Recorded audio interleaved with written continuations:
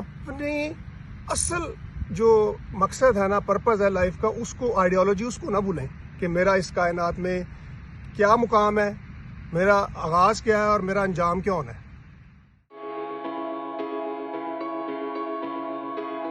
Let me tell you one thing that's for sure.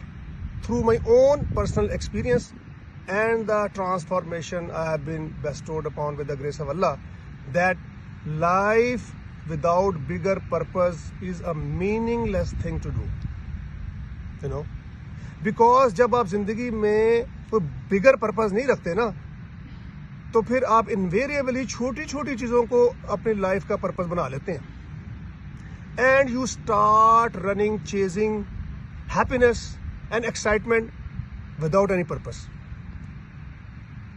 And let me tell you, it is a miserable thing to do. میں خود یہ کام کرتا رہا ہوں. You know?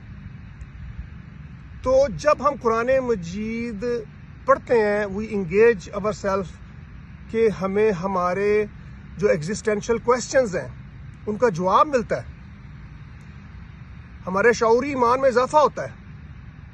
ٹھیک ہے, تو یاد رکھیں کہ اس سے بڑا پرپز نہیں کوئی ہو سکتا.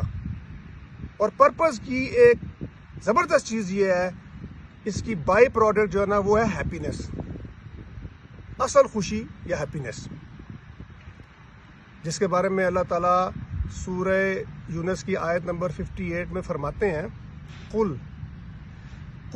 بفضل اللہ وبرحمتہ, اے نبی کہہ دیجئے کہ یہ اللہ کی مہربانی اور رحمت ہے. فبذالک فلیفرحوا, کہ اس نے یہ چیز بھیجی. کون سی چیز؟ قرآن مجید. فبذالک فلیفرحوا, تو انہیں تو خوشی منانی چاہیے. their hearts should be filled with joy. اور آگے فرمایا ہوا خیر مما یجمعون, یہ ان چیزوں سے بہت بہتر ہے جو یہ سمیٹتے پھر رہے ہیں.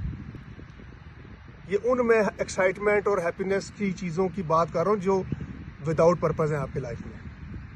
منع نہیں ہے دنیاوی چیزوں کے لیے محنت کرنا, ایون دولت کمانا. دولت کو خیر کثیر کہا گیا قرآن مجید میں. بھئی امیر کی فیکٹری چلے گی تو غریب کا چولہا جلے گا.